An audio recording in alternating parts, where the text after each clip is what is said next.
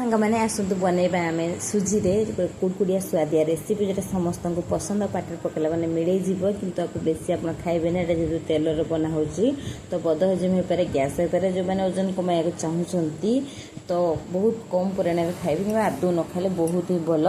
तो देखूँ आम सुजी नहीं गले सरू दानार ए लुण जुआणी नहीं गले तेल पकईकि खास्ता बनईदे।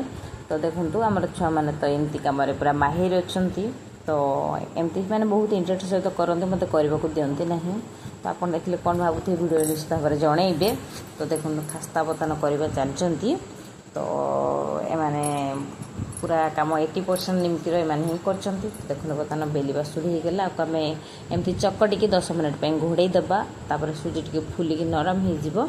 तो देखो ये आप मीठा वाला करें सुखिला नड़िया गुंड आउ मीठा पकईकी। तो देखो विभिन्न प्रकार सेप्र आप बनई पारे आम तो 5 प्रकार सेप्र बनईचु जोटा कि चतुर्भुज त्रिभुज गोल आमर रेक्टांगल एमती गोल एमती काटी पार आम। तो विभिन्न सेप्र आप पसंद आप बनईदेवे जोटा कि सुजी आमर गोटे डुरुम नामक व्हिट तैयारी ए फाइबर प्रोटीन आमर कैलोरी रही। तो फैट जो मैंने लॉस करने चाहूँगी यही आइटम रू दूरे रुहतु सुजीर कौन आइटम रू और जो तेलर तैयारी आठू अधिक दूरे रुहतु। आपको बेसी बनाऊना प्रथम बहुत बनाऊली कि छुआ मैंने बहुत एगुड़ खाइले खाद्य ठीक से खाइबे ना तेणुक मुझे बहुत कम एवं बनाऊँगी।